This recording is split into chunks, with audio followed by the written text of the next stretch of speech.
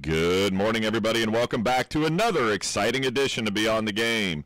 Beyond the Game brought to you by Batesville, Chrysler, Dodge, Jeep, Gillenhow Funeral Home, Acra Automotive, Decatur County Recycling, Walters Tire, Hamilton Tebby Law Office, and Buy-Right Auto. Ryan Higginbotham, Jason Simpson live here in studio. We're still waiting on Josh to connect, or is he with us? I'm here. Oh, there he is. Cool.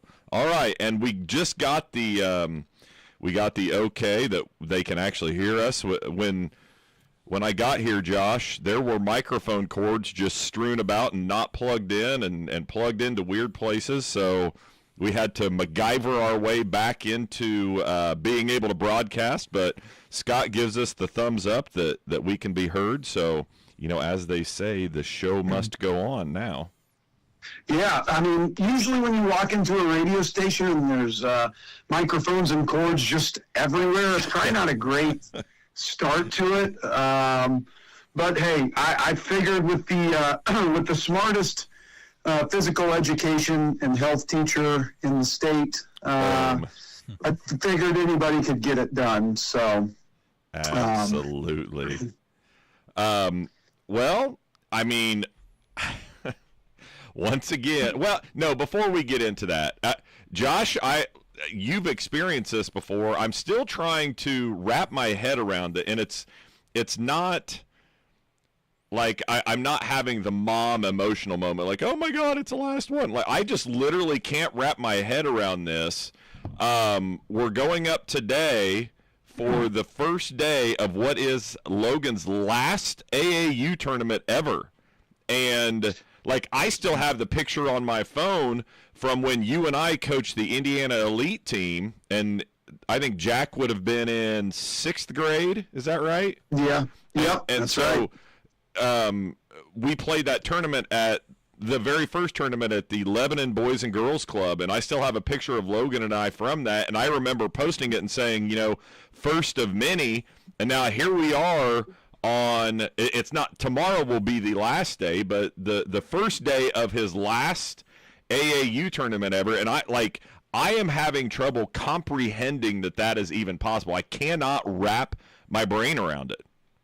Yeah, it's kind of crazy. I mean, Logan started playing with Jack when Jack was in 2nd grade, when you could start dirt road basketball, and Logan was in kindergarten. Yep. And then we moved into 6th grade, starting AAU for Jack, and 4th grade for Logan, and did that until, I think maybe Jack was going into high school. I think Logan did it for 2 or 3 years. Then you could see the physical difference it was probably time to go, down with his grade. But, I told, so Jack moved on and played with Mike Gizzy. His son Maximus walked on at Minnesota. His other son Julius was in Jack's grade, and he had a great season at Indiana Wesleyan last year and transferred to Bellarmine this year. But I told him last year, I said, I never thought I would say this when I was in it, but I really miss AAU a ton. And, just a lot of good families, and it was a lot of good times. And, you don't like putting up with all of it, but if you have a good coach and your kid's on a good team, man, it's really fun. And yeah, you'll this time next year you'll be missing it for sure. Well, I do know, and you only got a very, very brief taste of it when you were down a few weeks ago.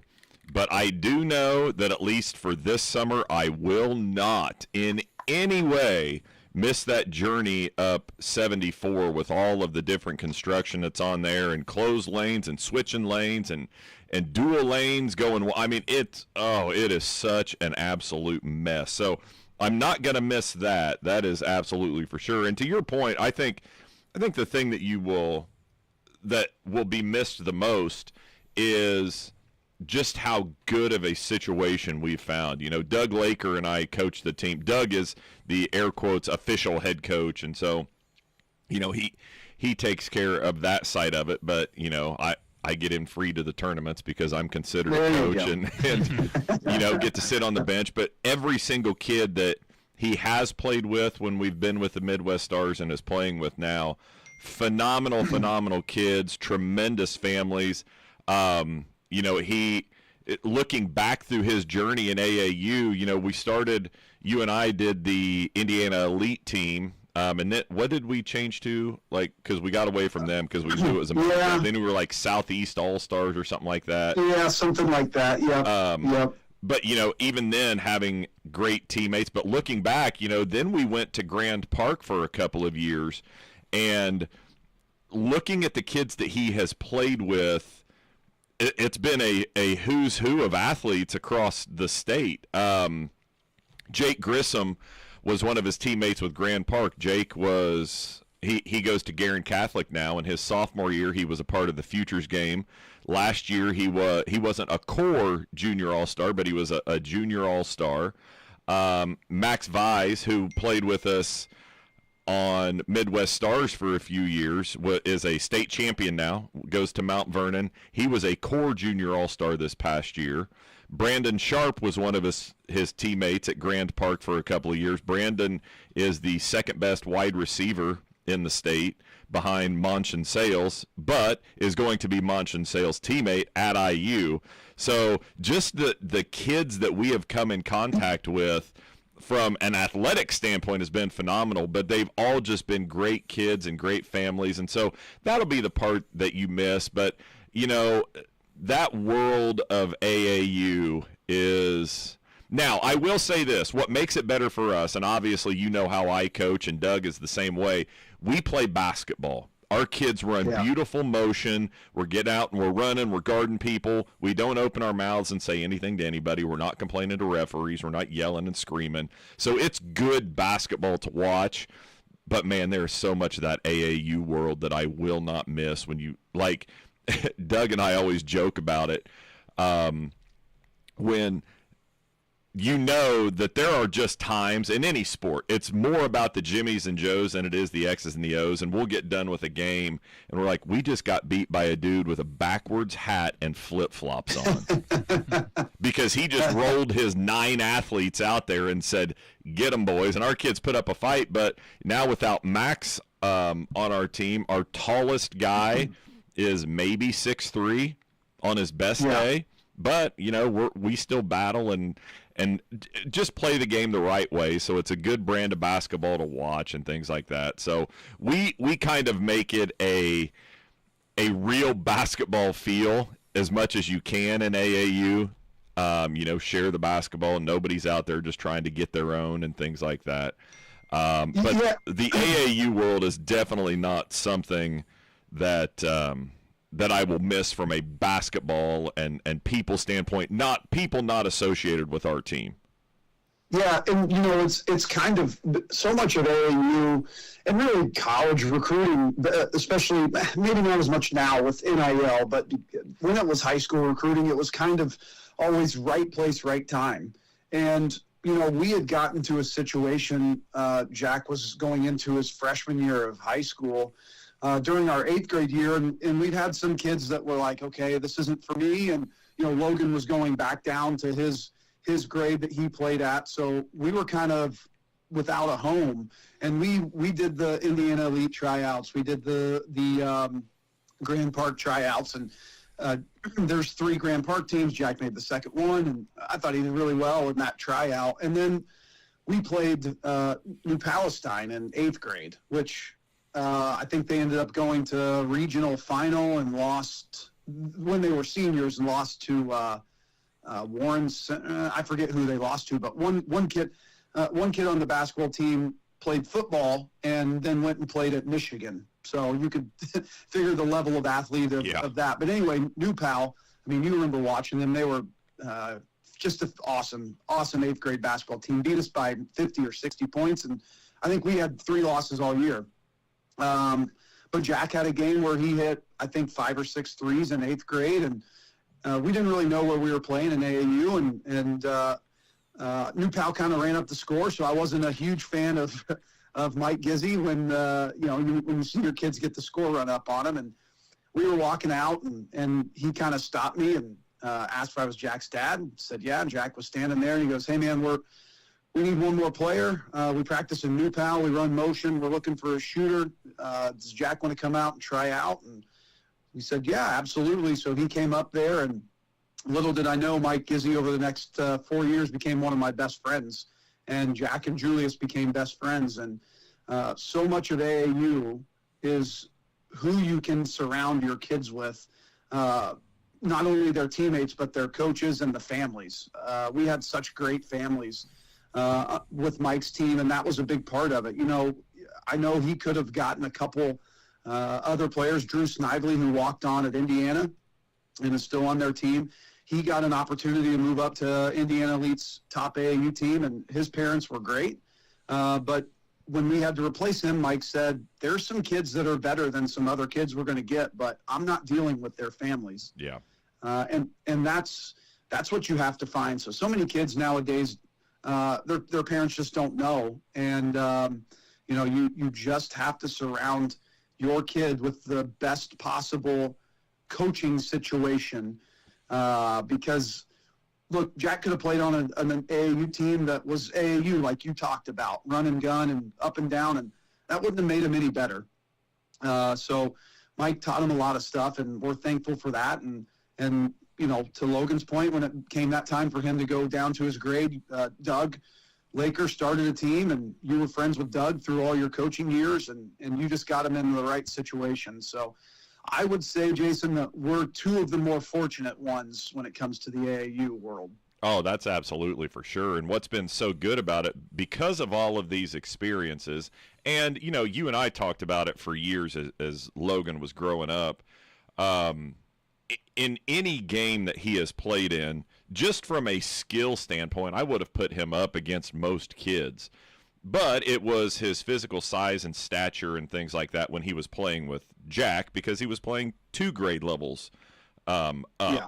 and was still competing. You know, there were times that kids had a foot on him, but he never backed down and learned how to compete. And now, over the last, I would say, year and a half, now that his body has caught up to his skill, he still needs to get bigger. I'm not saying that, but now he's able to play through contact and handle physicality and things. So it's been a lot of fun to see his growth. And because, I mean, obviously it's my kid, I'm going to brag on him and things. I have never seen a kid who is as in love with a sport as much as he is with basketball.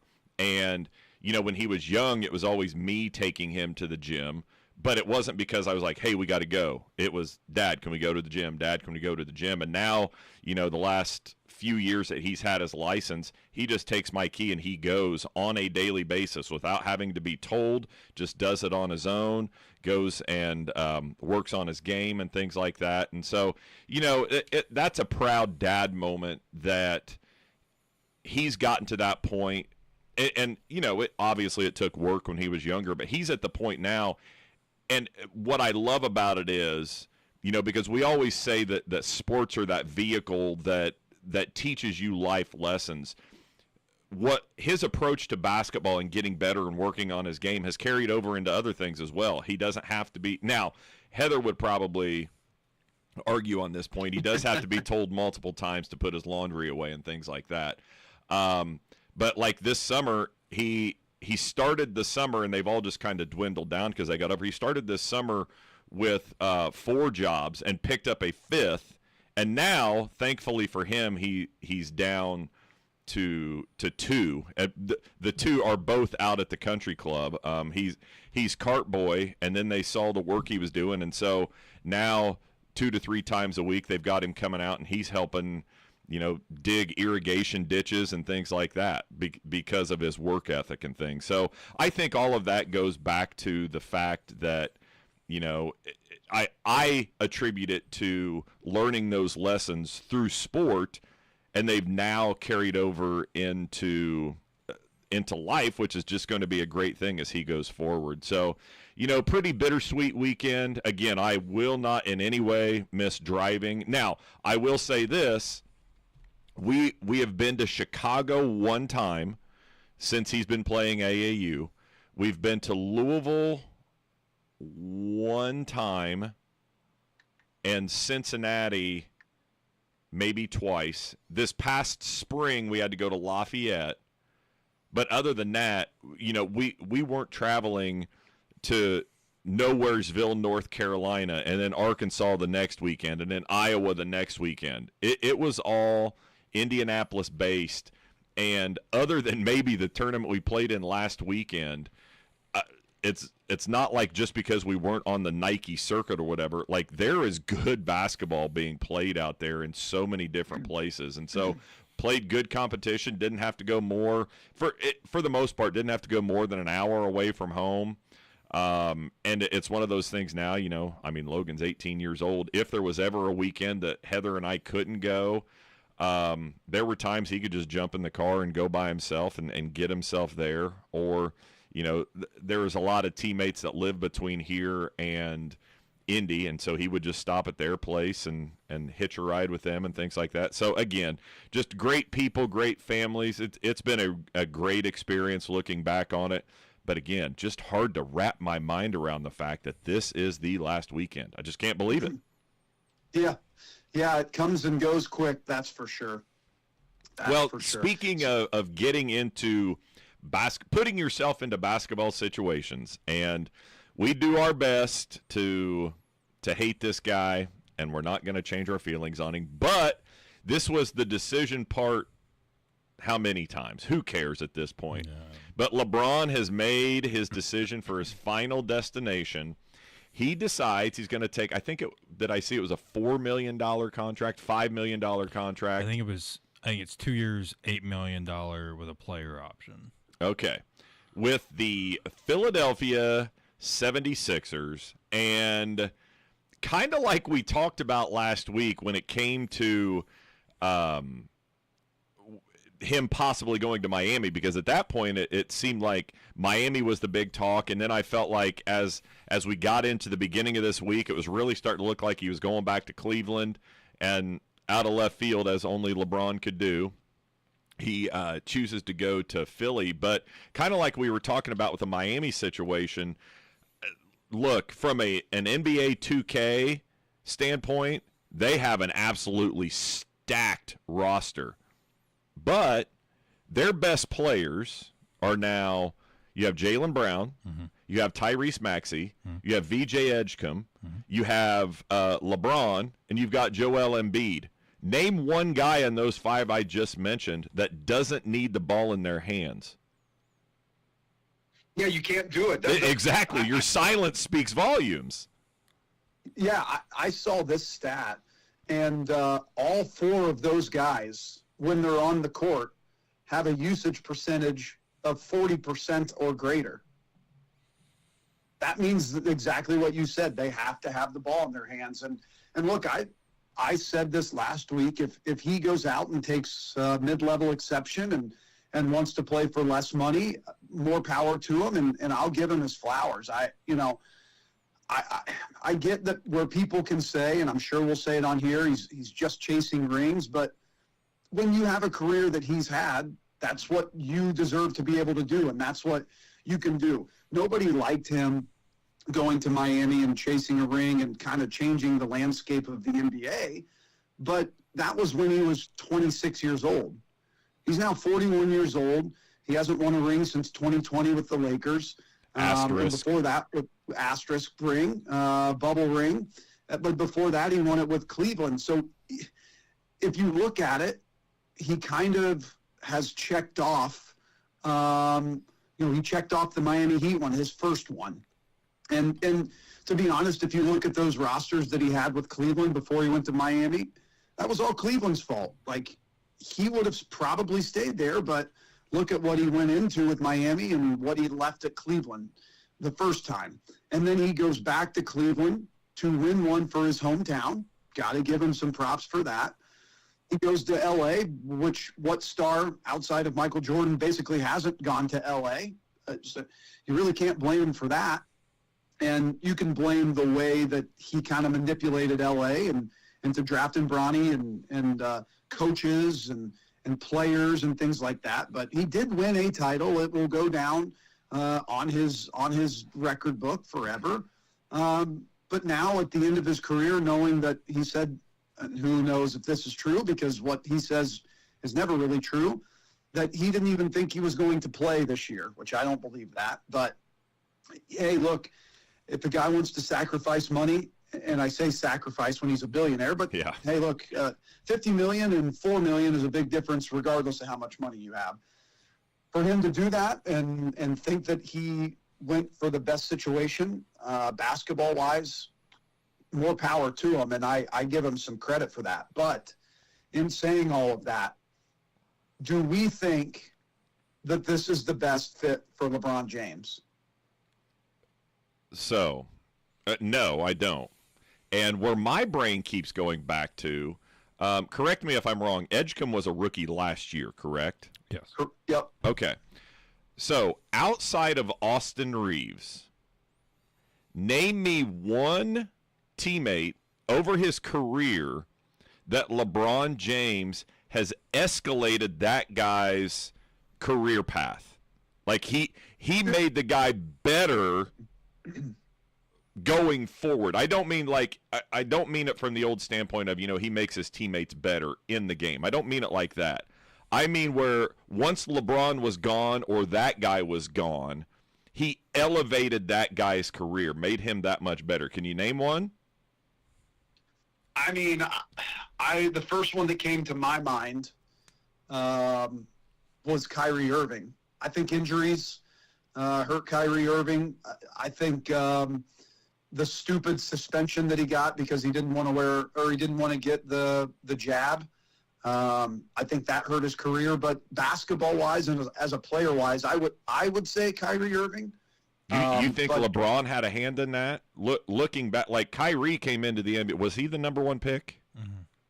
He was. He was. I mean, when LeBron left in 2010, the Cavs magically got the number one pick, and that's who they got out of it. Okay, so I don't know that I fall in line with that line of things. I'm not saying you're wrong. I'm just saying that I don't know that I mean he was the number one pick in the NBA, But my whole point in this is, like last year as a rookie, Edgecombe showed signs that, he could be a future star in the league.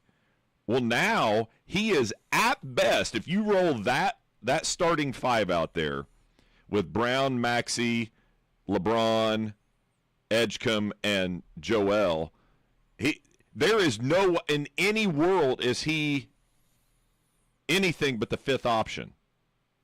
Yeah. And so here's a guy that you look at that has potential future all-star written on him. He's got the potential to get to that point. And now you bring in LeBron.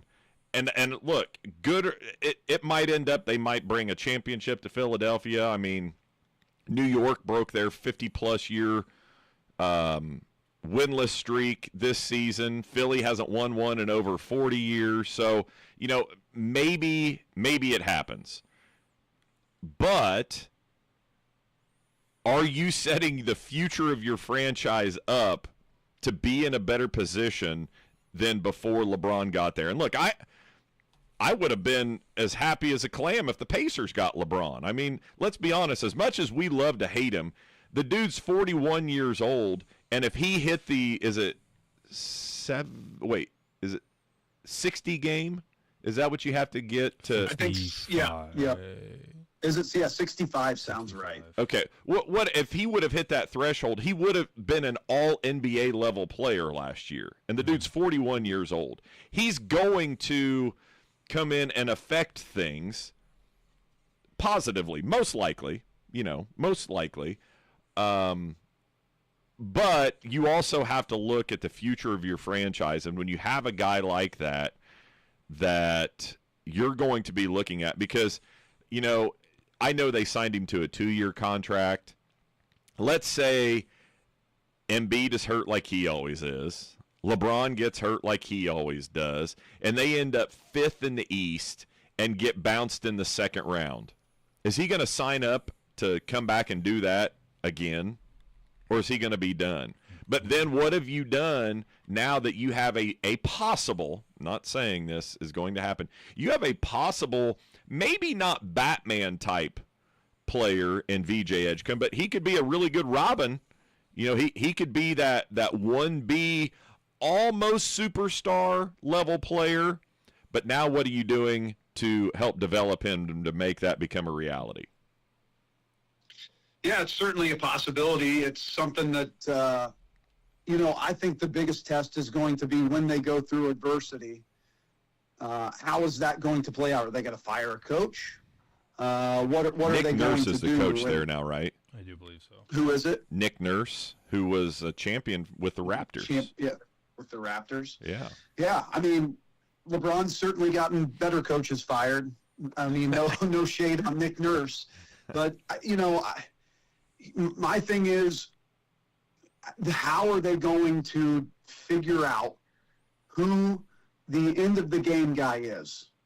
Because over the last 10 years, maybe even over his whole career, LeBron hasn't been the end of the game guy. And that's one of the biggest knocks on him. I know who it should be. When he was in Miami, Dwayne Wade took Yep. the big shots. Or Ray Allen. Or Ray Allen hit a big shot, right? I mean, guys that, had the clutch gene. When he was in Cleveland, it was Kyrie. Kyrie won them that title. Not saying LeBron wasn't the best player, didn't have a massive hand in it, but Kyrie hit the shots in Game 6 and Game 7 to win them that. When he went to the Lakers, it was Luka. And then now that he's with Philadelphia, who's going to be that guy? We talked about the Jaylen Brown trade last week. Jaylen Brown was the least efficient player in the NBA. So I don't think it's him. Joel Embiid is going to want to be that when he's on the court. But has he earned that? Has he hit big shots? You could probably point to a couple here and there. For my money, it should be Tyrese Maxey. But I don't know with Jaylen Brown and LeBron coming in. Look, I think if you can win a title, you never set your franchise back. No, that's right. Regardless of what happens. However, you're two of the best younger players in the NBA. Now, Maxey's 25, 26 now. He's been in the league 6 years. Edgecombe now his second year. But you have two of the better young players in the NBA, and you're bringing in the least efficient player in the NBA, and for good, bad, the most distracting player in the NBA. I don't know how that's going to work out. And I kind of, you can't say you don't like their team better with LeBron than without, but I don't know how much LeBron elevates their ceiling, because I think they were already a top 3 to 1 seed in the East. And I don't know how much LeBron elevates that. And I think when you look at this roster, obviously him taking that cheaper deal, so $4 million, it opens them up to be able to go out and get some free agents, or possibly, because I mean you have your starting 5 set right now. And I heard this on the way in today, actually. Can't remember the guy's name, but they signed a guy from Cleveland who, before LeBron had decided to go there, was expected to be a starter. Well, now with LeBron coming in, he will start, and so you have a starting level player that will get pushed to the bench. So that helps with your depth, and you got a guy that was brought in to start, now coming off the bench. I can't remember what they said that was, but if they can get some depth pieces there, then they could be really dangerous. But what you have to look at is, look at the champion this year. You had a bona fide superstar in Jalen Brunson carry that team, but what made them so successful was, now, do they have 3 or 4 Villanova guys on there? They have 3. They had DiVincenzo, but they traded That's him. right. So 3. So you still have 3 guys who are very familiar with each other. You got an ultimate team guy, an NBA All-Star, an OG, and then everybody's favorite punching bag, Karl Anthony Towns. But you had guys you had your bona fide superstar, but man, they just played their backsides off. They played so well together. Mm-hmm. It was like, not from a style of play, but just in watching them play, it was like watching the Pacers. Looked like a bunch of guys that really played for each other and liked each other and got along well. There were no egos. Towards the end of the game, they knew, hey, Jalen Brunson needs the ball, get Jalen Brunson the ball. Mm-hmm. Is that the type of atmosphere you're going to see in Philadelphia? I don't see that. Nope. But, because to your point, Embiid, he's a former MVP.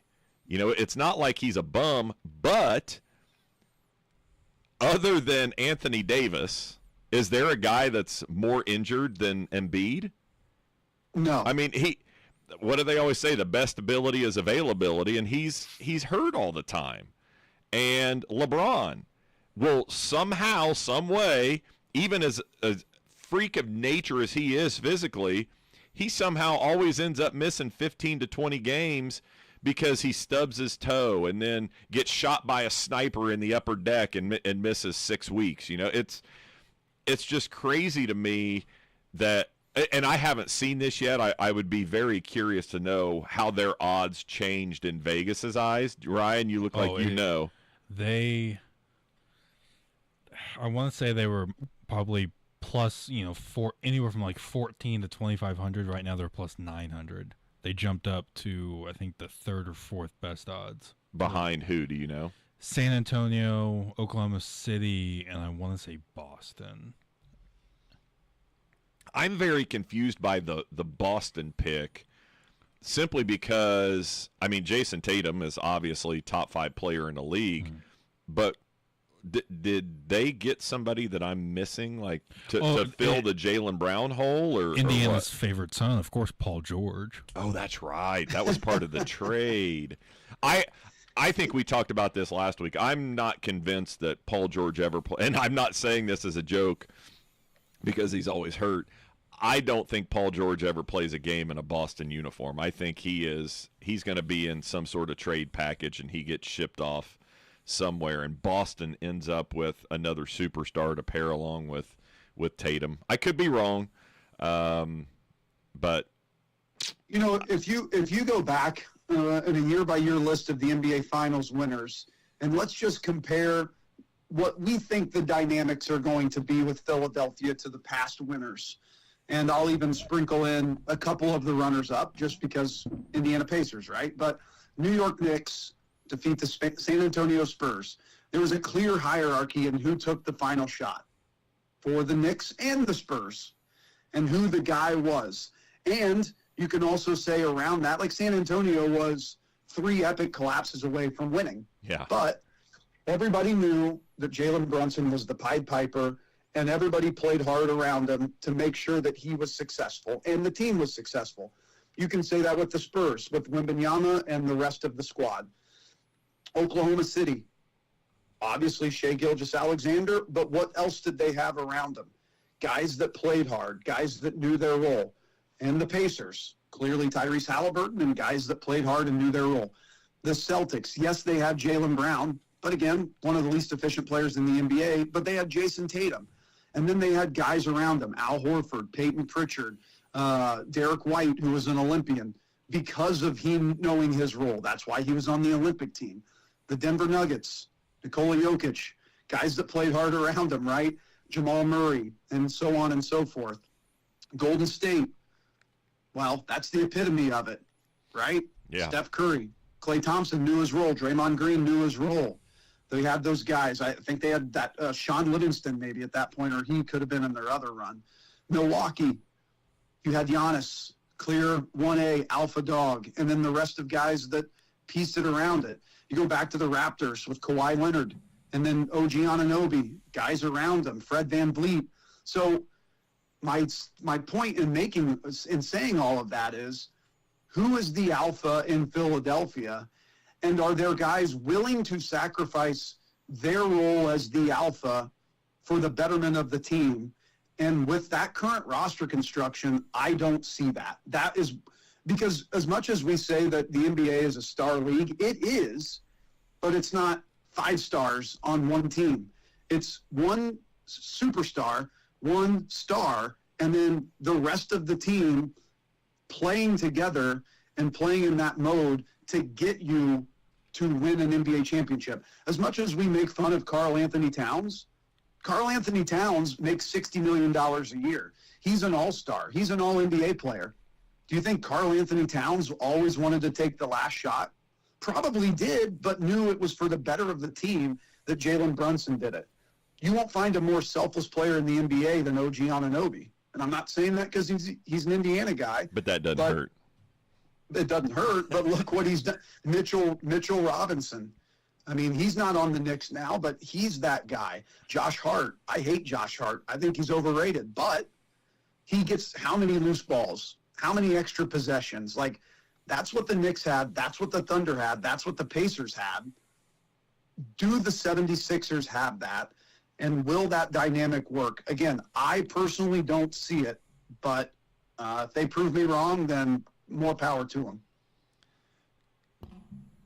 I just found the odds for the championship here. Let's see. OKC. So Ryan was right. OKC and Oklahoma City are the co-favorites. Oklahoma City and San Antonio. Yeah, they're Okay. the two favorites. Philadelphia was plus 750, and they moved to plus 350. Let me see here. The Sixers moved. They were. Hold on a second. They were at 60-1. Then when they signed Jaylen Brown, they went to 20-1. Then they've improved. So the Knicks actually are third, tied now with the Sixers. So Oklahoma City, San Antonio are the two favorites. Then the Knicks and the Sixers are at plus 900. Then you've got the Celtics at 13-1. Cleveland, Detroit, Toronto, Minnesota, Denver are all 25-1. Miami's 30-1, Lakers 35-1, and the Pacers are 40-1. Are we like seriously? Are we just looking at this through gold and navy blue colored glasses? Like, how I'm so confused by that. Why in the world? Now, again, we're counting on Halliburton to come back and be himself. Like, basically from the word go. And I know we talked about this last week. They have the advantage of it. It will have been a year and a half for him, and I think that's great recovery time. He didn't try to rush it back, things like that. So I think he's going to be good to go. We'll have to knock some game rust off, obviously, because you can be physically back, but there's a big difference from going through workouts to actually playing in game. So I just don't like. Why are Cleveland and Detroit automatically almost two times more likely than the Pacers to win it? They were literally just in the finals a year ago. People don't think that for some reason everybody thinks that the Pacers struck lightning in a bottle 1 year and that's all they had, even though if it wasn't for Game 1 of the 2024 Eastern Conference Finals, they would have won the 2024 NBA Finals. And yet everybody cannot believe, even if Tyrese isn't healthy enough until Game 30, I guarantee you that by Game 30, the Pacers would have only lost probably 7 games. And Kawhi, as of right now, is back in Toronto. Mm-hmm. Why is Toronto almost 2 times more like who knows? Because of a 36? Is he 36? He's too damn old. That's what I know. Like, and again, a guy who's always injured, but you're bringing back Kawhi Leonard. And look, I think Kawhi is tremendous, but he automatically raises their level that much. Like, I am so shocked by this. And look, I get it. You've got Giannis in Miami now. You got Giannis and Bam Adebayo, and exactly because did they get rid of, was Tyler Hero the one that was shipped out? Yep. Yeah. So there goes one of your shooters. I am bamboozled by this, and this was Stephen A. Smith's words, not mine, folks out in radio land. But how are the Lakers? Look, I get it. Luka is a generational talent, one of the top 3 players in the league. But again, guy that's hurt quite often. But Luka and the other 2 great white hopes makes the Lakers better than the Pacers? I'm so, Color sorry, me you can't- confused. Your three best players can't be white in the NBA. They just can't. So they're automatically out. I'm just saying that can't happen. But in the last 13 years, the Indiana Pacers have been to the Eastern Conference Finals 4 times. Not outside of LeBron-led teams, nobody else can say that. Now, I know LeBron's coming back. LeBron is now 42 years old, will be 42 years old mid-season. But they went in 25, they went in 24, they went in 14, they went in 13. So I just, a lot of the Vegas odds, some of the Vegas odds are what you can get people to bet the number at and what Vegas can, how they can stretch it and not lose money, right? Vegas wasn't built on winners. They were built on losers. So a lot of it is probably there's not money coming in on the Pacers because it's not a huge fan base, and especially nationally. But for them to be below Cleveland and Detroit and Denver and Minnesota and things like that, like Minnesota and Denver have to go through San Antonio and Oklahoma City. That ain't happening. You're telling me the Pacers can't get by the Knicks? They do it every time they play in the playoffs.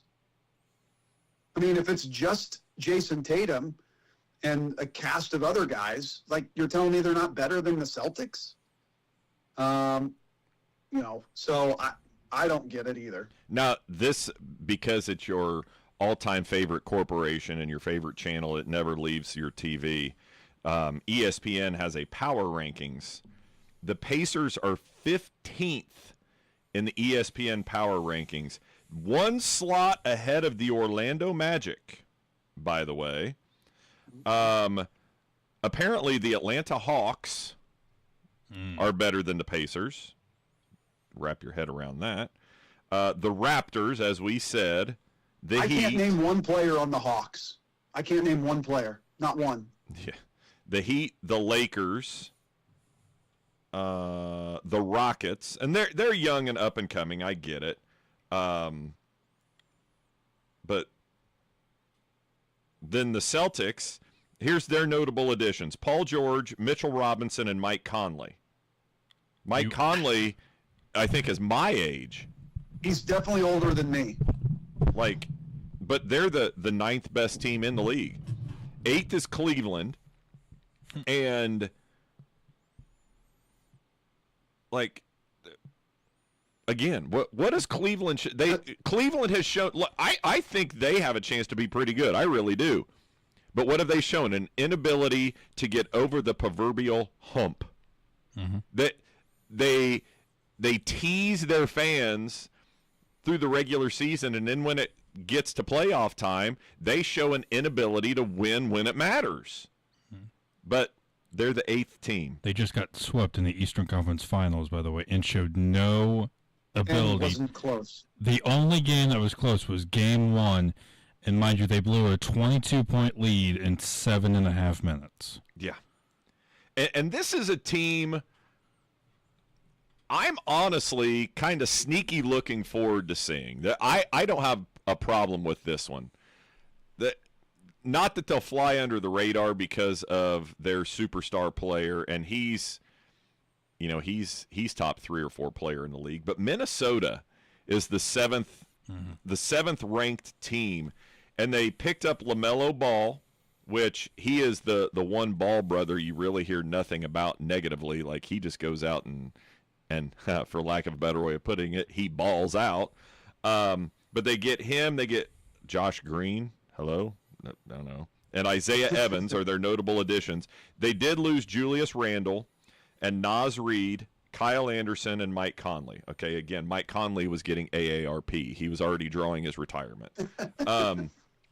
But you've got LaMelo Ball and Ant-Man. Again, Ant-Man is one of the best players in the league. That dude is just next level good. And then turned into, like, right before our eyes in the playoffs, former Illinois Illini, Ayu Dosunmu, is that right? Dosunmu, really came into his own last year. So you've got that 3-headed monster to go with, every single year, if he doesn't win it, he's number 2 or number 3 defensive player of the year, and Rudy Gobert and Jaden McDaniels, who's a defensive stopper. So, I think it's kind of exciting, a team to just keep an eye on. Again, it's fun to watch Ant-Man play. And obviously we're going to be rooting for the Pacers, but that one's going to be a fun one to keep an eye on. And then kind of in the same breath that we talk about Cleveland, an inability to win when it really matters, how many more years are we going to give Detroit a free pass? I mean, at what point do you stop saying, well, they're just young? I mean, they were young 3 seasons ago. Mm-hmm. But they're 6th. I mean, reading this NBA Power Rankings, Indiana Pacers, they boast one of the best starting lineups when healthy in the NBA. Okay, well, that's a positive, I believe. And then what can you – like their depth pieces, we saw it play out over the last 2 years. Not last year, but the 2 years before that. Obi Toppin, T.J. McConnell. They signed Kelly Oubre. They have guys on the bench. I don't get it. Yeah, continue going through the rest of them and comparing them to the Pacers, Jason. Then in 5th, you've got the 76ers, which, you were going to get that bump with Brown and now especially LeBron. Number 4 is the Nuggets. I mean, anytime you start with Jokic, you've got to be considered to be one of the top teams. And then number 3 is the Knicks. They add Andre Drummond. They lose Mitchell Robinson. Other than that, it's going to be basically the same team, I believe. But that's a sneaky big loss there. Mitchell Robinson was Mr. Offensive Rebound and younger than Drummond. That's a sneaky big loss. But, I mean, yeah, they still deserve to be up there. So they're 3rd. And then, obviously, you got the Spurs and the Thunder. They're not going anywhere. How close are we to... Oh, I didn't realize they lost Lou Dort. That's right. Lou Dort and Aaron Wiggins went to the Hawks. There we go. But, we've got to be getting close to all those rookie contracts coming up. They did re-sign Chet Holmgren before last season, right? Gave him massive money. But the Thunder are going to start getting to that point now where they're going to have to lose a guy here, lose a guy there just for cost-cutting measures, whereas San Antonio was still all young. And still got years. Exactly. And, they were in the finals last year. So so that makes sense to me. The Spurs and the Thunder, the Nuggets. So 3 out of the top 4 are in the West. And then the next West team is 7th. And I'm still I'm baffled by the Pacers. And again, hey, maybe we're just looking at it through the wrong lens, but I have a hard time knowing exactly what they did last season. It's the entire same roster, except you're better at center now. Mm-hmm. You have a better starting center, and you pick up Kelly Oubre, who gives you just more wing depth, a 3-and-D kind of guy that you can bring in off the bench. And, like you said, it's one of the best starting lineups in the league. But then what made them so strong outside of that was what the bench did in that playoff run. The bench just, pardon the pun, but they just kept the pace up, and it was just relentless breakneck speed that they played at. And their bench guys were able to do that. So I'm excited so long as Tyrese is able to stay healthy and get back to form. I mean, I'm not a betting guy, but I wouldn't be afraid to put some cheddar on the Pacers to make some serious noise in the East this year.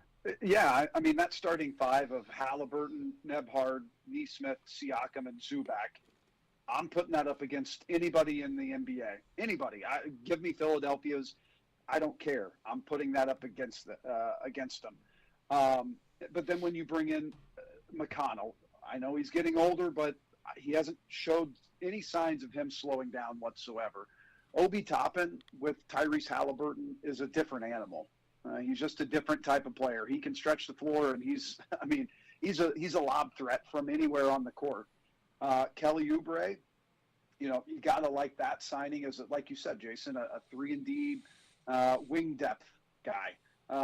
And then, I think the key to me is, can Jarris Walker, who was the 7th overall pick 3 years ago, well, now 4 years ago, can he take the step not to be an all-NBA player or an all-star or anything like that? Can he start getting votes for most improved player or votes for 6th man of the year? If a guy who's 23 years old, 6'9", 220, can shoot it, can guard, like he doesn't have a great handle, but you don't have to have that when you have Nembhard, McConnell, and Halliburton on your team. You don't need a great handle. But can he take those steps where he can start getting a top 7 vote in most improved player? Like, can he take that step? If he does, to me, they're the favorite in the East. Yes, that's a little blue and gold colored glasses, but they just took Oklahoma City to 7 games and arguably should have won that. I think we're underselling, and we're selling it hard, but I think we're underselling how much difference Ivica Zubac is from Miles Turner.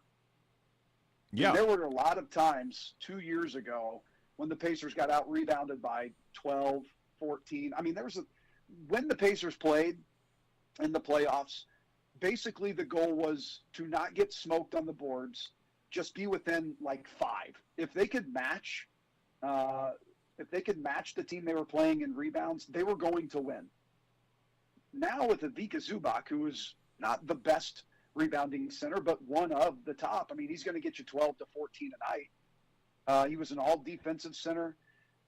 Again, here's the thing, and I know we're going to probably transition into Indiana football in the second hour, but here's exactly the fit for Ivica Zubac. Ivica Zubac is the best pick-and-roll center in basketball. Who's the best pick-and-roll point guard in basketball? Might be the Tyrese guy that Halliburton. plays for the blue and gold. Yeah, just like Fernando Mendoza threw the most RPOs in college football last year. You know who was second? Josh Hoover. You know who the Indiana starting quarterback is this year? Josh Hoover. So at some time, fit and play style is way more important than your last name being James or your last name being Embiid. And I love this Pacers team.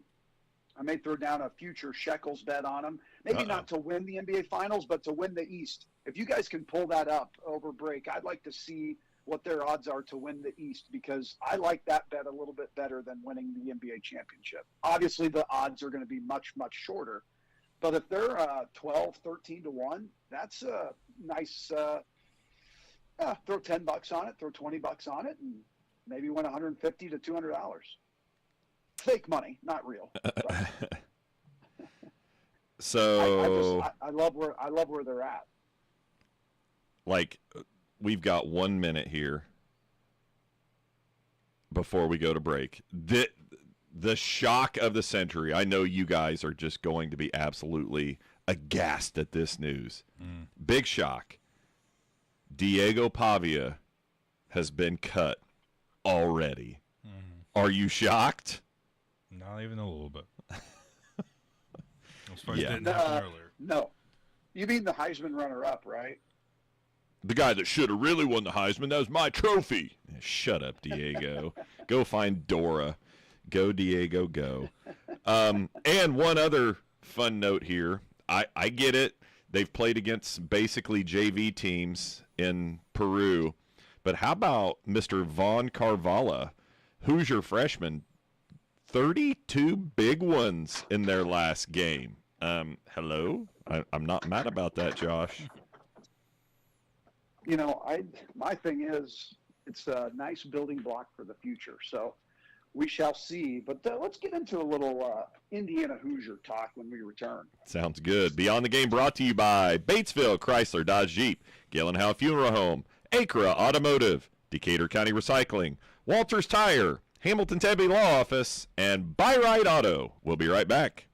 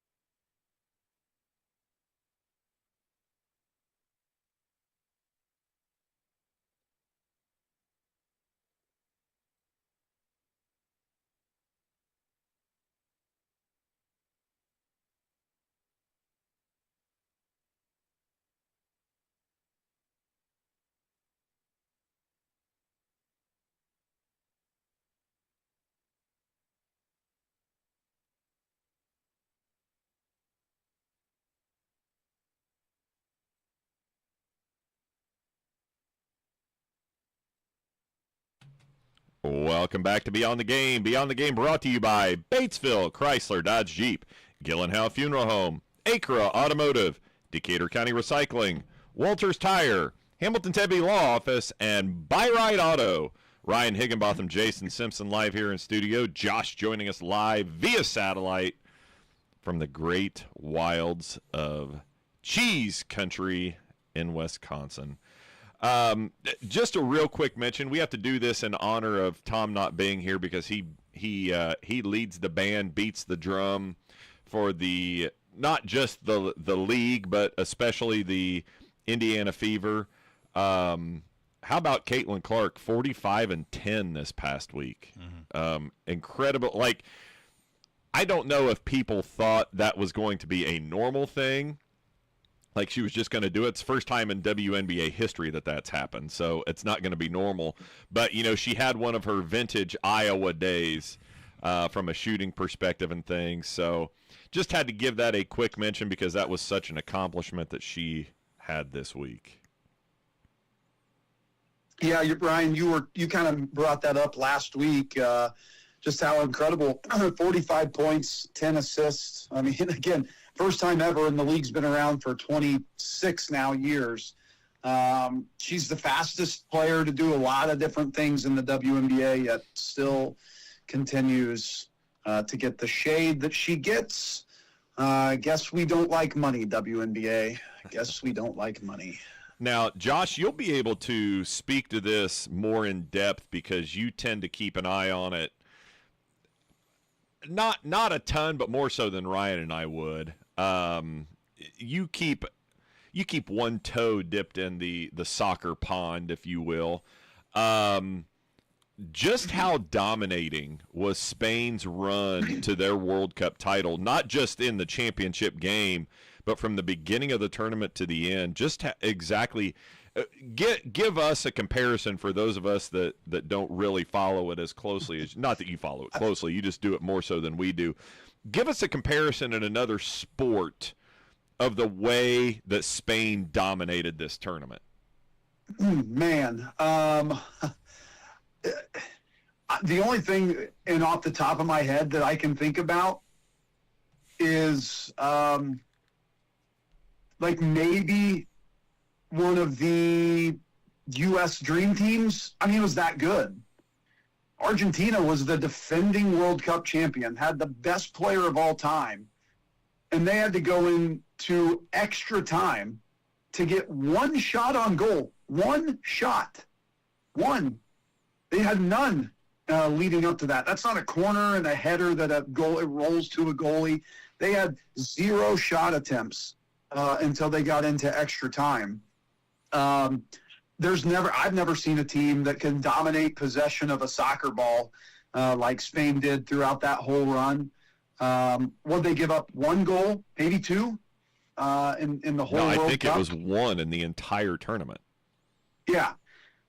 So as I would say, now obviously there are millions of people that have more knowledge on soccer than I do, but I would have to say that that's the most dominant World Cup performance from start to finish that any team has ever had. So, I mean, I'm thinking like I'm not comparing them to a 92 Dream Team, but like 96 Dream Team that still won every game by 30 or 40. There was never a time where you looked at it, and if you watched that World Cup final, like 50 or 60 million people in the United States did, that you were like, Argentina's gonna score a goal here or tie it. I mean, they had 0 shots on goal. Meanwhile, Spain had like 13 or 14. So it was, I mean, it was one of the most impressive performances in finals that I've ever seen. And it was done defensively. They were so defensively dominating. The only thing I could think of was like the 85 Bears defense. Yeah, that's probably a better compare. Yeah. You know, it was just so all around suffocating. And like you said, the best teams, best players in the world were rendered basically useless against that defense and couldn't get shots they couldn't just not get shots to go in. They couldn't get shots to go towards the goal. Like you said, shots on goal that have even an outside chance of going in. There were so few and far between on that. It was unbelievable. And, not that soccer needs any help globally to increase its popularity, but I think it definitely, being in the United States and Canada and Mexico, but, being showcased in the United States, I think, as funny as this is to sound, I think that this World Cup helped grow the game even more, because I think it was very well done outside of the early controversies that you had leading up to it with the ticket prices. Obviously I didn't pay as much attention to it as maybe you did, Josh, but outside of that, I didn't really hear much controversy. Everything that you would hear about it seemed to be positive. I don't know, was there anything else that was spoken outside of that, the ticketing fiasco, that was a negative against it? Well, I mean, the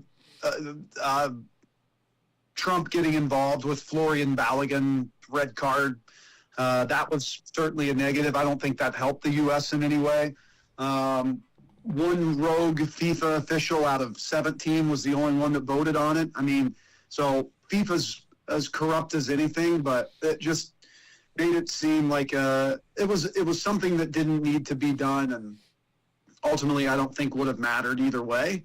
But no, I mean, outside of ticket prices and that, like, transportation was easy. It's not like there were flights canceled and people missing that. I feel like 99% of the world that came to the U.S. to watch it and visit the country loved it, which is a far cry from what we get from a daily basis here, or what we hear about from a daily basis here. I mean, there's a reason that the United States is probably going to host this again in either 2034 or 2038. Now, right now in 2030, you have Spain, Portugal, and maybe that's it. I know there's a couple. The first 3 games are in South America, just for being the 100th year of FIFA, and not the 100th World Cup, obviously, but the 100th year of that. It's where it got its start. 2034 is in Saudi Arabia, and 2038 is coming up for bid here in the next couple years. And there's a lot of stipulations on who can host and who can't. Like Australia could host, but I think they have one stadium that has more than 40,000, that holds more than 40,000 people. You can get into like the Asian countries, but the same thing. Like there's not enough stadiums to host it. And after what has happened with prior World Cups and Olympiads, like, there's so much money that has to go into infrastructure to do it that doesn't get the payoff in the long run. So one theory floated out was Saudi Arabia would gladly give the 2034 World Cup in exchange of the 2038 World Cup, just because the financial gain that it brings to FIFA and to the world of soccer for it being in the United States. You're going to have bigger TV viewings. Yes, globally it's massive, but when you throw in primetime and afternoon games in the United States, it's going to be bigger, right? Like, England fans are going to stay up till 2 o'clock in the morning, 3 o'clock in the morning to watch their team regardless. United States fans, while some will, not a huge pocket will. So obviously we have all of the stadiums, and I wouldn't be surprised if they had if they hosted in the next 12 years anyway. And I think it would be awesome. And am I wrong? Is next summer the next Summer Olympics? 28. No, 28. And it's back in L.A., right? Yeah. So it is. Yeah. So we've got World Cup this year, and then 2 years later you've got the Olympics. And the last time it was in Los Angeles, it was a huge success. That's when, like, was that 84? Yeah, it was 84, and so that's when Carl Lewis and Mary Lou Retton, became household names, and Flo Jo and people like that just really burst onto the scene. Did Bob Knight win a gold medal? Yes. There with you go. Michael Jeffrey Jordan, and Robert Montgomery Knight. And Steve Did you- Alford. Have you? I know you've heard it, and you can probably tell it better, Jason. The story about Bob Knight ripping into Michael Jordan at halftime of I think it was maybe the gold medal game. Of the gold medal game. And I think at this point the game was basically already over, and Knight would tell the story. It was one of those, he knew walking into the locker room, he's like, I got to say something, and there's really They were nothing up like to say. 40 points. And so he looks at Jordan and is complaining about something defensively that he wasn't doing. It was setting screens. Oh, that's right. Michael, That's right. Michael, I haven't seen you set one screen. And so he said, Coach, didn't I hear you the other day say that I was the quickest player you'd ever seen? Yeah, I did. What's that got to do with anything? I was just doing it so fast you couldn't see it. And he said, Bob Knight, Mr. Rantin' and Raven and Stoic, he said even that made him chuckle, in that moment. So, no, I think it'll be – I am a huge Summer Olympics guy. I absolutely – love watching swimming, especially like I love watching like the Olympic trials and things, because it will start coming on TV as you start to get closer. I've always been a huge swimming fan, and so I don't know, obviously kind of telling on myself here as much as I say I love it. I don't know who the big up and coming U.S. swimmers are. For years and years and years we've been so dominant, but Australia has started to nip at our heels, and I know there isn't there a guy from France, and maybe he's gotten too old, I don't remember, that was really burst on the scenes. I'm not sure on the guys or girls side where the U.S. stands right now.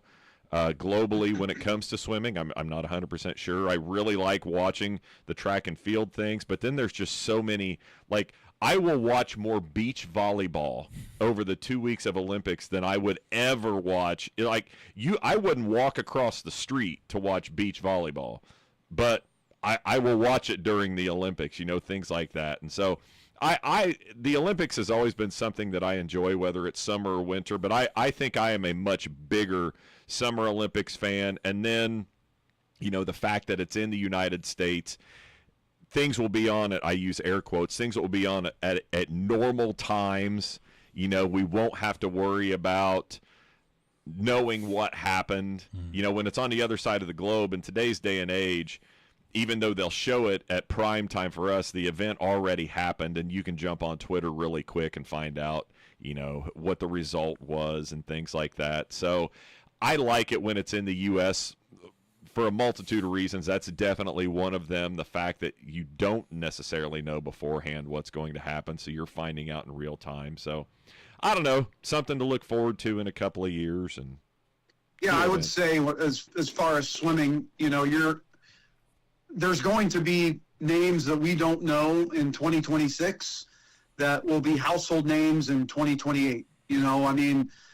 I'm assuming Katie Ledecky is still swimming, which is probably the most popular swimmer right now, or the most well-known swimmer right now. But look at when we lost Michael Phelps, when he retired, we got Katie Ledecky, who just is seemingly just as dominant as Michael Phelps. So I think it's the exact same with like women's gymnastics and men's gymnastics. Like, we lost that team to retirement in 2006 and 2020, and then we gained Simone Biles. So that's the best thing to me about the Olympics is, we love the basketball side of it. We're gonna watch baseball and things like that, but you're going to get to swimming and gymnastics and track and field, and those names that we don't know right now are going to be household names by the end of by this time in 2 years. And what'll be cool, there'll be some local flavor. Local meaning like EIAC local. Mason Paris will be fighting for a spot on the Olympic team in wrestling, and guys like that. That's just, it's unbelievable to think that kids that we watched at Lawrenceburg could possibly be, wrestling for a gold medal against the best in the world in the toughest class, in the heavyweight division. There's dudes, and then there are dudes. Those guys are dudes. So it'll be really interesting to watch that. It's just fun. As we talked about this past winter, when you have curling in the Winter Olympics, like I know so much more about curling now than I ever did. I would purposefully turn it on, and we would watch, like, as the kids were at their tables doing their work, I would put curling on the screen just to have it playing during class so that the kids could watch. And we all got invested, and especially in Team USA and things. But, I know more ins and outs and rules and strategy and things now with curling than I could have ever imagined. And I'm sure there'll be something that will pop up in this next Olympics that I didn't even think about being a fan of. And speaking of, they're always adding new events, and maybe it has been added and I didn't know it. If it hasn't, how close are we to pickleball being an Olympic sport? It's become hugely popular. Huge. I mean, it is absolutely huge. I Yeah, can see that happening. Yeah, you would probably. Yeah, I mean, we got breakdancing in, so I feel like we should get pickleball in. So. But yeah, the guy you were talking about, I had to look this up. I didn't know it off the top of my head, but Leon Marchand from France. Okay. Won 4 gold medals at age 22. So Ooh, 26. Yeah, I feel like 26 is about peak swimming years. So getting comparisons to Michael Phelps and Mark Spitz, that's pretty solid air that you're getting judged at. Yeah, so no doubt. Holy cow. Yeah, that's impressive. Somebody that we can root against. We can always root against the French, except in 1776, 1777. We needed them then. We don't need them now. That's right. So. That's right. Well, you mentioned it before break, and we can't go a week and not talk about the Hoosiers because we are getting perilously close. Like, when do they open fall camp? It's got to be here shortly when they can actually start practicing for real. Yeah, I'm assuming it's around August 1st when they can start that. Yeah. So, we could be 2 weeks away from them officially starting practice, and then their first game, I believe, is September 4th. Do I have that date right? Yeah. If that's a Saturday, I think that's North Texas. Does that sound right? Sounds right. Their first game. But, we spent a lot of time last week talking about what the recruitment and commitment of Monchen Sales means. And then I just saw they picked up a pledge from a 4-star quarterback just this past week. He's the first recruit in the class of 2028. Picked IU over like Notre Dame and Miami and Alabama, like all these huge schools, and he picks IU. I mean, what a world we're living in. This guy, Lucas Prock, he's the 7th best quarterback in 2028, number 105 overall, which this time 2 weeks ago, he would have been the top recruit ever committed to Indiana. You hate and to now hear now he's the 2nd highest ranked. But, my question on this, Jason, is how much stock do we put into quarterbacks committing because they're not starting as freshmen? No. Will this guy stay until he's a junior to become the quarterback? I don't know. That's why it was great to see it. I love it. Again, 2nd best recruit of all time. But what does that mean in the grand scheme of things? It's not a wide receiver. It's not a cornerback. It's not a defensive end. It's a guy that's not going to impact your roster from day one, year one. So what do we think about this when it comes to high school quarterback recruiting? Well, it's going to be interesting because, DeVries has spoken on the basketball side about how he doesn't want to rely on the portal every year. He wants to get 3 or 4 high school guys, develop from within, and then, sprinkle in 2 to 3 guys each year through the portal. I'm not sure. I mean, you would have to think that's what Signetti would like to do. I mean, I don't think he wants to have to go get Curtis Rourke and then go get Fernando Mendoza and then go get Josh Hoover. I would like to think maybe this kid can come in, you develop him for a year, because then you know you're going to have him for at least 2 years. He can't leave until after his junior year. So you would like to think that maybe that's the road they're looking at for him, because there's and this is so crazy to say. I can't wrap my head around this either. Like, because it's IU football, daggone it. Yeah. But, you know, there was a time not too long ago this kid would have committed to IU and he would have been starting day one. But now he doesn't have to. That's the beauty of it. And so if you can get to the point where you get a guy like this, let him develop for a year, and then you can get 2 years out of him. I mean, look at CJ Carr at Notre Dame. Did the same thing. Sat his freshman year, started last year, and is now coming in as a junior, and he's going to be leading a top 3 to 5 Notre Dame team. He's in the conversation for the Heisman because he didn't rush it, you know, and no, he didn't jump at the first sign of adversity. And so hopefully that's what IU is able to do here. But I think what it does, kind of like we talked about with Sales last week, you have to start getting these higher-ranked recruits to commit there, because just like we said with Cody Zeller, you have to make it cool to come to IU. Obviously, 16-0 national champions helps with making it cool. Coach Signetti being all over the college football game makes it cool.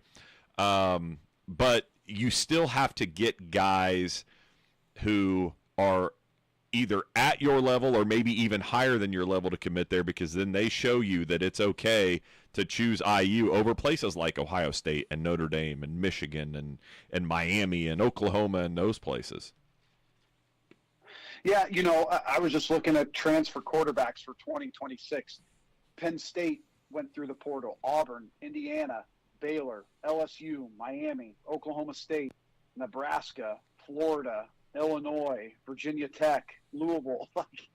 That's what's crazy about it, that I feel like you have to go out and get those guys that not only are juniors, but have played.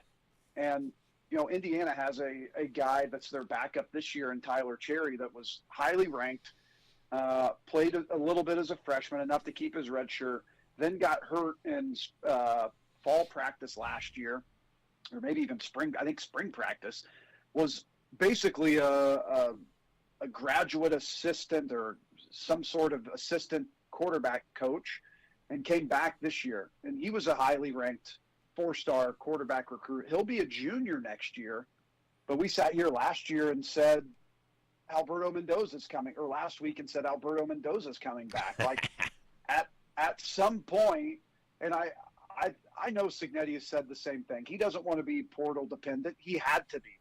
And, well, it's worked out. But I don't think that he wants to continue that. And you really don't want to continue to try to strike lightning in a bottle with quarterback after quarterback after quarterback. You want somebody that's been in your system. So maybe it's Tyler Cherry. And you got to bring in some competition for it. But maybe it's Tyler Cherry for 2 years, and then this kid, if he stays committed, takes over as a sophomore, you know, and that's kind of what Notre Dame did, right? That CJ Carr wasn't ready, and so they brought in the future Indiana Colts or Indianapolis Colts starting quarterback, Riley Leonard. They brought him in for a year, and now they rolled with CJ Carr last year. He's a Heisman front runner going into the season, and he should be. It's a super soft schedule, which, hey. They tried, like, because they're affiliated with the ACC. It's not their fault that the ACC is that bad. So, yeah, I mean, hopefully Indiana can get to that, because I do think that we're seeing that on the basketball side. And, you know, I know that they played basically Division III schools, but now you have to take advantage of getting those extra practices in the summer and getting those games in. And not just from the local media, but the national media is starting to sing the praises of the Indiana Hoosiers on the basketball side. So when that happens, we're going to know a lot about Darren DeVries after this coming season. And like, what's going to have to happen is, on the basketball side of things, in your eyes, Josh, where are they going to have to finish in the Big Ten, just regular season standings? Where will they have to finish for you to say it was a successful year? Well, I mean, with the amount of money that they're spending on the program itself, DeVries, they have some of the highest paid assistants in college basketball. They have an extremely high paid roster with guys that were sought after by a lot of other teams. They actually have a pretty solid schedule. I mean, we know they've got 4 big games. Syracuse at, I'm still calling it Conseco Fieldhouse, but at Gainbridge Fieldhouse. Arkansas, IU versus Calipari and Madison Square Garden. Kentucky at the Oil Drum, Lucas Oil Stadium, and Missouri at home. Like, those are 4 really big Power 4 games. So we're going to know a lot before we get into the thick of the Big Ten season, because obviously you sprinkle in those 2 Big Ten games in the early parts of December. Without breaking down, and this is just me scanning the Big Ten, like, they're not better than Illinois. Who knows what's going to happen with Michigan? I mean, who did they even get to coach Michigan? I believe it's I think it's Mike Boynton that was at Oklahoma State and couldn't even win with Cade. He couldn't even win with Cade Cunningham. They couldn't even go 500 with him. But they do have a great collection of talent there. And Michigan State, going to be tough to pass Michigan State because they're a veteran team. And when you put a veteran team with Tom Izzo, and they still have who's their point guard? I can see him. He's been there since Mateen Cleaves graduated. Yeah. Tum Tum? No. He graduated. Is it Langford? Anyway, yeah, that's how good he is. We don't even know his name. But he's an all Big Ten point guard. So I think that they need to be 4th in the Big Ten, a top 4, and get that double bye. Successful season, successful Big Ten, probably 6, but I think I'm shooting for them to be in that top 4. Look, as good as Matt Painter is, I don't know how big a step Purdue's going to take back, but they're going to take a step back. You don't lose Braden Smith, Fletcher Lawyer, Trey Kaufman-Renn, 3 all Big Ten players, Oscar Kloop. You don't lose those 4 guys and stay where they're at. Jeremy Fears is who you were thinking of. Jeremy Fears, there you go. And then they have Cohen Carr, who's the human highlight reel, part 2 after Dominique Wilkins. But Purdue is going to take a step back. Purdue's probably still going to be a top 6 team in the Big Ten just because Matt Painter's that good. Nebraska probably going to take a huge step back. They lost a ton they were a great team last year, but lost a ton. Ohio State lost Bruce Thornton. UCLA, I mean, they're going to be up there. Mick Cronin can coach, so they're going to be up there. But I do think a top 4 seed going into the Big Ten tournament is a successful season, and that would be probably a top 5 seed in the NCAA tournament. So that's kind of what I think would be a good season and a Sweet 16 appearance. So looking at last year's standings, to be 4th, so there were 3 teams tied for 2nd. Michigan was 19-1, obviously won it. Nebraska, Michigan State, Illinois were all 15-5. So that would be 2nd place, right? And then Wisconsin's 14-6. So and Purdue's 13-7, UCLA 13-7. So you're looking at having to lose no more than 5 games, most likely, to be able to be that top 4 to 5 seed. And they, if you look at the schedule isn't officially out, like with dates, but there are home aways and home and aways that have been released. So Indiana, they're home-only games, so they don't have to go on the road and play these teams. Indiana has a super favorable schedule. Their home-only games, Illinois, Michigan, Michigan State, Ohio State, UCLA, Rutgers, and USC. Holy cow. So you look at those 7 games, they need to go 5-2 in those, 6-1 in those. Their aways only are Iowa, which look how much they lost. Bennett Sturts, Fugris, their big guy, like they lost a ton. Can McCollum repeat that? I don't know, because he lost a lot of his Drake guys. But Iowa, Minnesota, that's got to be a win. Nebraska has been a house of horrors for Indiana, so who knows there. Oregon, got to be a win. Penn State, they're the worst team in the Big Ten. Washington, they're the second worst team in the Big Ten. And Wisconsin, speaking of house of horrors, that ain't happening. Indiana's not winning at Wisconsin. I don't care what anybody says. And home and away, Maryland, that should be 2 wins. Northwestern, that's 2 losses. But I say that should be 2 wins. And Purdue, so you split those. I mean, we're probably right at the 5-loss mark. And But that's just super favorable home away and home and away schedule. Yeah, the home only games are huge that IU got this year. Like, I don't know if you could have drawn that up any better, if we're being honest. Like, that's unbelievable. And I think I'm with you. If they get a top 4 seed in the Big Ten, you have to make it to the Sweet 16, don't you? I mean, it's hard. I'm not saying that would be easy, but if you are in the top 4 in the Big Ten, like, you have to make it to the second weekend, don't you? You would think you should anyway. But getting into that top 4 gives you that favorable travel advantage for the sites in the first and the second round. Where is it this year? The Big Ten tournament. Great question. It was not in Indy this past year, right? Wasn't it in Chicago? Chicago, yeah. It was in Chicago. So the Big Ten tournament is in where is it?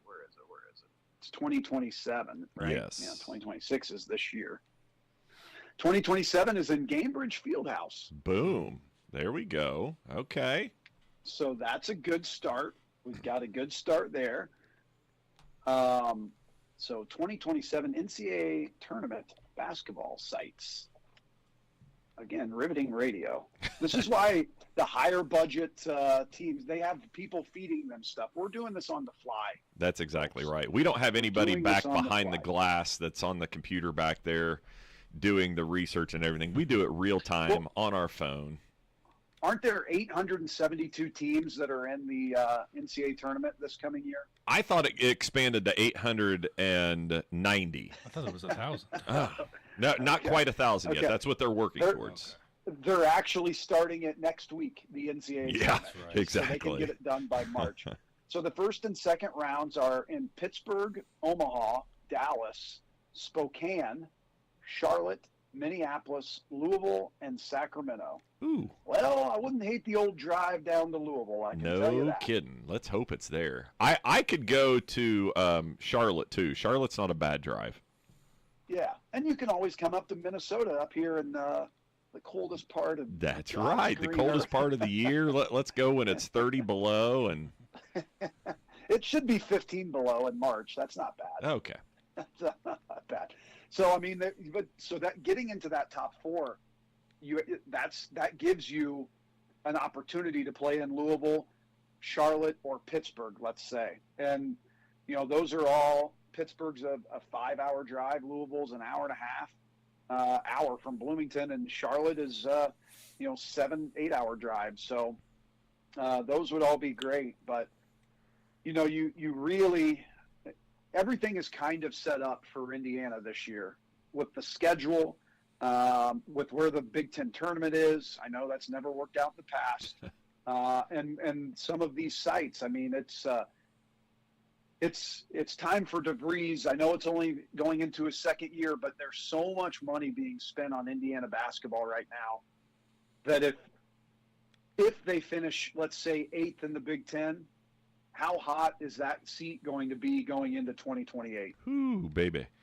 And a lot of it will depend also not just on the 8th place finish, but when you look at a couple of the games that they lost coming down the stretch last year, like you have a chance to do something in a positive way against Ohio State and to get blown out. I mean, it was 13 or 15 points they get beat at Ohio State. Then you get beat by 13 in the first game of the Big Ten tournament to Northwestern. Like, you cannot have games like that. What's that? No, they were the first 4 out, in the first 4 out, and they lose to Northwestern for the 3rd time. Yeah. For the 3rd time. So, yeah, that can't happen. And that's what we were hoping that we got away from. Now, when you look at the roster last year compared to this year, I mean, there's no comparison. Like they are Big Ten ready at this point in time from a physicality standpoint. You know, they've got 7'2", 6'11" up front. And Aiden Sherrill, by all accounts, this is from Peegs.com. If he puts together a good year, he could go to the NBA after a year. Then they've got some size and shooting on the wings. Marcus Burton, fully healthy, is going to be the guy that leads the backcourt. Super positive signs from Prince Alexander Moody, a freshman combo / point guard. So Trent Sicily I haven't read anything negative about Trent Sicily. No, they say there's been vast improvement in his game, which is exactly what you want. You want a guy like that because he's going to stay 4 years. Although, does he get 5 now? He gets. I believe he does. He falls into that. So we could have 4 more years of him, and so yeah, incredibly positive things coming from him too. But how quickly, if this season doesn't go well, because it was already, the support wasn't great, and deservedly so. I don't think it's anything to do with DeVries. I think it's everything to do with the IU basketball program over the last 26 years, really 35 years.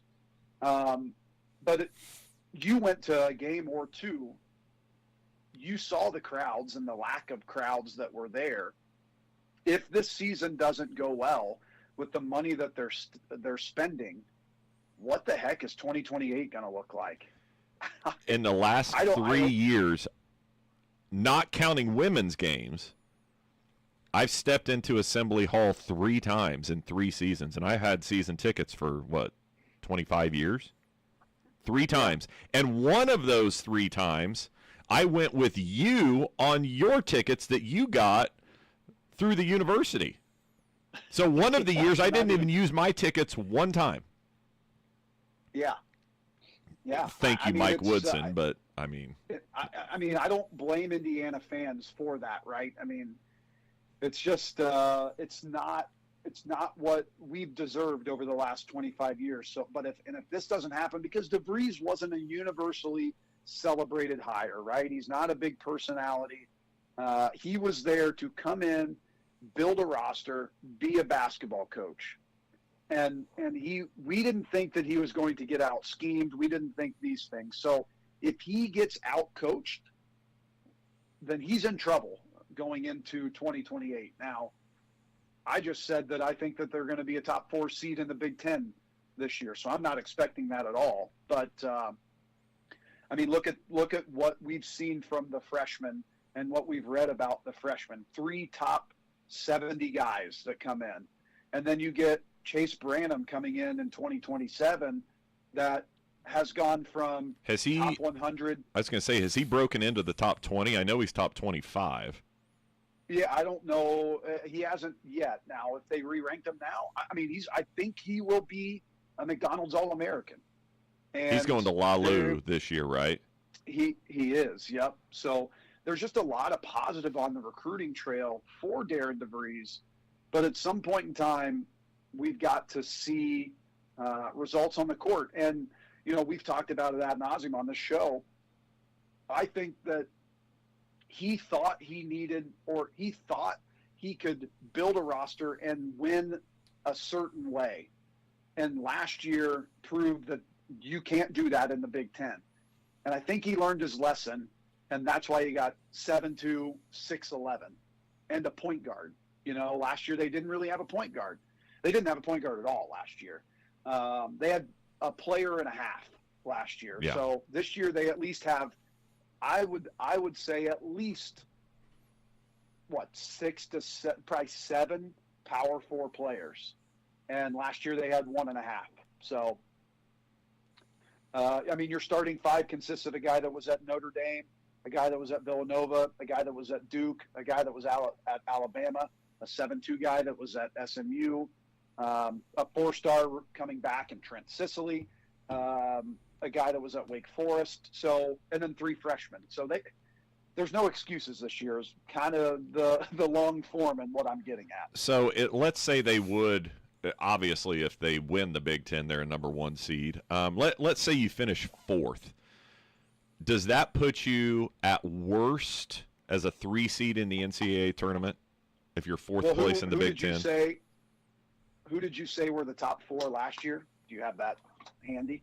It was Michigan, Illinois, Michigan State.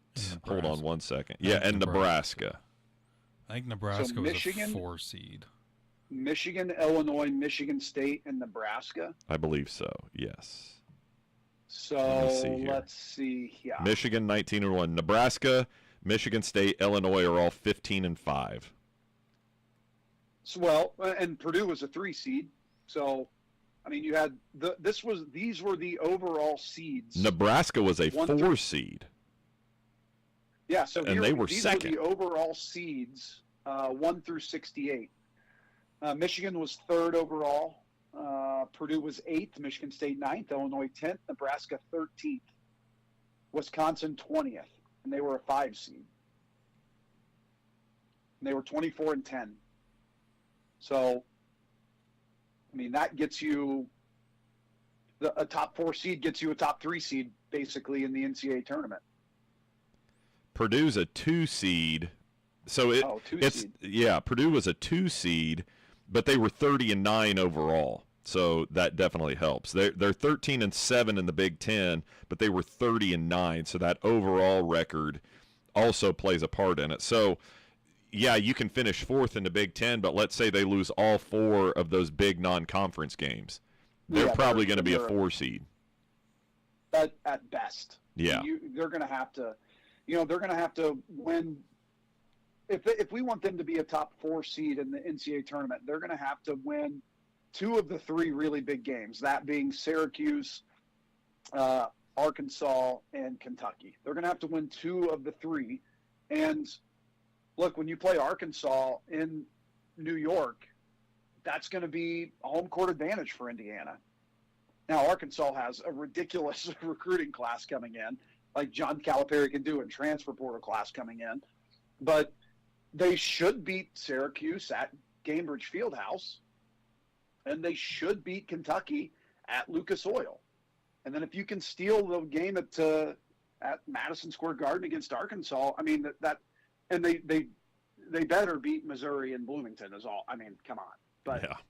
They need to get 3 out of the 4 of those, and really 2 of the 3 big ones for sure. Because look at those neutral site games, and those are going to be quad 1 games. So they need more quad 1 wins, and that's what Purdue had going for them. Even though they were 13-7 in the Big Ten, look what they did in the non-conference. Yeah, completely dominated the non-conference. And boosted their profile by having all of those quad 1 wins.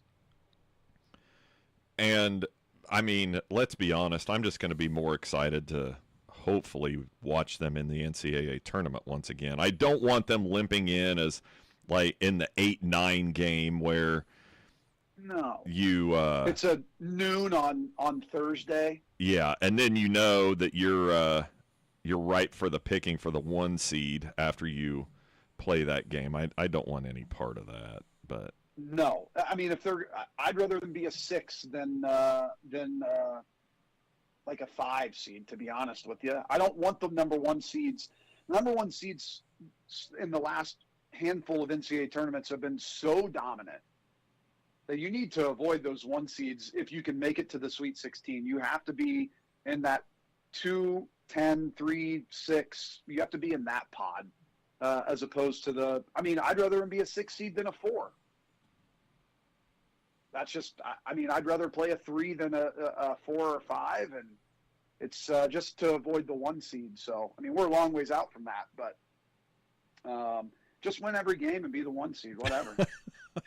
Go ahead and be that dominant 1 seed that we've seen. I don't think we'd be too upset with that. Yeah, no doubt. Yeah. Holy cow.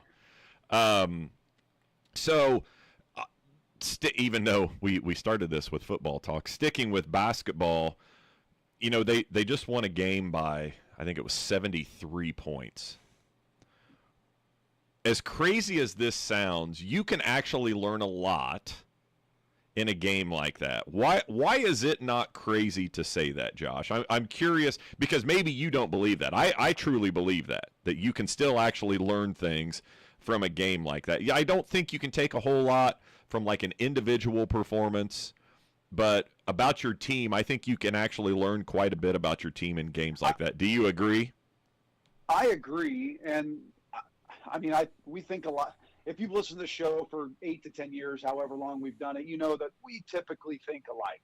So I think where your head is going is they were clearly, physically, and skillfully, I don't know if that's a word, but better than the teams that they played. But you can take a lot by watching what happens from 1 through 12 on the roster, and are they running the stuff and still continuing to play hard when they're up 60 points?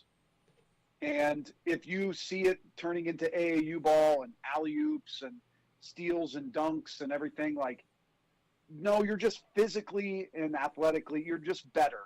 But if you're running your stuff and you're playing hard and you're still diving on the floor when you're up 60, I think that's how you learn about your team. Is that kind of where your head's going with that? Yeah, absolutely. Do you get into a turnover fest? Are you giving up offensive rebounds? Are you not getting loose balls? Are you giving up, if your defense turns into they're not scoring, so you feel like you're playing good defense, but your defense is just hope they miss shots. Those are things that you can look at as a coach, and you're like, I don't care what the score says. People think I'm crazy, I'm sure, but during those games, I get more irritated during those games than I do against quality opponents because, we talk about playing to a certain standard. And when you don't play to that standard, regardless of who it is, I don't care if you're Claire Larison, who's an Indiana All-Star, or if you're the 12th kid on the bench, you're on the varsity roster for a reason. So when you get put in, there is a standard that you are held to. And when you don't play to that level, and I'm not saying you have to be perfect, but your effort should be perfect. And when you start to make some of those mental mistakes and things like that, that's when it can get frustrating as a coach. But it sounds like, IU has just stayed incredibly solid defensively in what they're doing, rebounding the basketball, still running all of their things on the offensive end, all the different actions and stuff that he wants to get accomplished. And it's such a huge advantage that now 2 years in a row IU has been able to do these trips because it's extra practice. I don't care what the games are. You get to practice extra with a brand new roster. And so that just puts you so much more ahead of the curve. And it gives those 3 freshmen who you're looking are possibly the future of the program, they're getting extra work being coached and playing against their teammates in practice and getting better. And so I just think this is an incredibly valuable experience. I'm not in any way saying that any of these results are foreshadowing what's to happen this season. I've got crimson and cream colored glasses, but I'm not going to place any bets or anything based on the results that we've seen so far in Peru. But I love the fact they get to practice more. I love the fact that we've read that regardless that what they have done is what every coach tells their team to do. Don't look at the scoreboard. Do not play to what the score says. Just continue to play.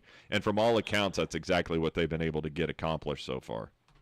Yeah, and it's really building a mentality and a mindset when you're winning those games by that, right?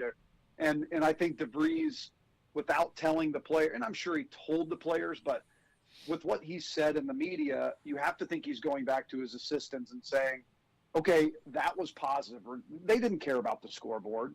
They didn't care how much they won by. But you have to think he went back and said, okay, these guys are buying in. And that's the main thing. What we've wanted to see from Indiana basketball so long was have a coach with a plan that the players bought in. And I feel like DeVries has to come away from thinking, okay, these guys bought in. It was a business trip. They could have, yeah, like you said, turnover fest, offensive rebounds, run and gun, up and down. But by all accounts, it didn't turn into that. And on the other side of things, Purdue tonight starts a 4-game trip up in Canada. And you can actually watch 2 of these games on let me know if you think we can get this on our TV, Jason. Langara Falcons YouTube channel tonight at 8 Eastern, where they play the Vancouver Selects at Langara College. Oh, nice. And yes, those are all actual words that I said. And then they play tomorrow on CanadaWest.tv at 7 o'clock in the Langley Event Center against Trinity Western. So if you are really down bad, turn on the Purdue Boilermakers on the Langara Falcons YouTube channel tonight. That's a plug for Langara College. They should be plugging. They should be plugging beyond the game. Absolutely. I don't know why they're not. So, we have advertisements out there, don't we? Yeah, we could get them on there. I mean, why wouldn't Langara College be one of our advertisers? But I mean, I think this is a huge stretch for Purdue. I mean, they get to play 4 games. They get the extra practices. It's life after the big 3 seniors, really big 4 seniors. And who's going to be the next guy to take that step? And they've got some guys that, you look at Purdue and you're like, what? That guy's not going to take the step. But they always take the next step. They always take the next step. So, I mean, is it going to be a guy like Omer Mayer? Like, is he going to take that next step and be the next really good high-level Purdue point guard? So, be interesting to see that. I mean, they have everything established. Matt Painter has everything established that we want Darren DeVries to have established. So, they may be able to learn a little bit more than Indiana. I don't know how do you look at that, Jason? Does Purdue have more to learn from these 4 games, or did Indiana have more to learn from these 4 games? Oh, wow. I don't know that I could choose because there's such vastly different situations where there's so many unanswered questions. IU is a totally new roster that you're trying to see exactly what you have, whereas Purdue, like you said, because they're established, but they lost so many key components, but they do have guys coming back, so meshing the old and the new, man, that's a good question. I don't know that there's one over the other. As a non-Purdue fan, I'm really curious to see how much and how well Luke Ertl plays early. Yeah. Yeah. So. I mean, Indiana, Mr. Basketball, I mean, he was higher ranked than Braden Smith. I mean, if you watch him play, you sit there as an IU fan, you're like, oh boy, oh no, that could be gross here in the next couple of years. I mean, that's how good he is. And take away his national recruiting ranking. We in Indiana know how good Luke Ertl is. Oh yeah. We know exactly what he's bringing to Purdue, and really the perfect Purdue player to come in. Like, he's going to give you 100%. He can handle it. He can shoot it. He's athletic. Like, he's the real deal, regardless of any recruiting rankings, even over the top. Indiana having 3 top 80 guys. I think we would take Luke Ertl over any of those guys coming in, just knowing that he was in a good Indiana basketball program for so long. And I would take an Indiana Mr. Basketball over just about anybody at any point in time. We've got about 30 seconds before we're done here, and so I just have to drop this grenade and get your reaction. Is it fire sale time for the Cincinnati Reds? Are they that bad? Get rid of everybody, all the players, all the coaches, everything? Hey, we had this conversation last week, and since then, since the All-Star break, the Reds are 5-2. Look out. They're about to go 5-50. I think they're 13 games under 500. Hey, they're 6 games back from the wild card. They've gained some ground. Eugenio Suarez is now the 10th. He tied Eric Davis last night for he's 10th all time in career home runs with the Cincinnati Reds with 203. Pitching has been better. It's weird. Rhett Lauder went 2 1/3, I'm pretty sure. In Colorado, gave up 8. Last night goes 5 2/3. I'm pretty sure it gives up 2. In St. Louis, I don't know what's going on there. But hey, don't get me wrong. If they don't go get somebody, I genuinely believe by the end of, in a week from now, Spencer Steer and Tyler Stevenson will not be Cincinnati Reds. I do believe they will get traded together to New York. The Yankees need a catcher badly. But they're going to sell and a bunch of pieces and not really gain anything, and the Reds will finish with probably 90 losses. Ooh. And I will crawl back into my hole until next March. Ooh. That sounds about right. I mean, as we said it last week, the sad thing is you have Chase Burns, who's one of the best pitchers in baseball at 23 years old. You have Hunter Green, who, if he can stay healthy, is one of the best pitchers in baseball. You have Ellie De La Cruz, and you have Sal Stewart, and you are still a pathetic, worthless franchise that I agree with Ryan will probably lose 90 games again. So they should clean house and trade everybody but those 4 guys. You know, the good thing for me, especially right before the trade deadline, I'm going to the game on Monday night. I get to see Chase Burns pitch live in person. He's going to give up about 500 home runs just because I'm there.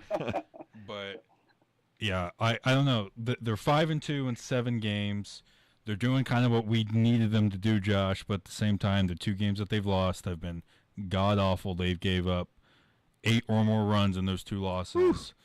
So, I don't know. I'm doing no predictions because I said last week on the show, if Rhett Lauder could win that game on Saturday against the Rockies, that they would go on a 7-game win streak. And Ryan sends a text to the group that says, "How's this going for you?" Something along those lines. And he gave up 8 runs in the first inning. So I'm doing no predictions on the Cincinnati Reds because I was following along last night on Gamecast because it's the old, is it Scarface? Just when I think I'm out, they suck me back in. Yep.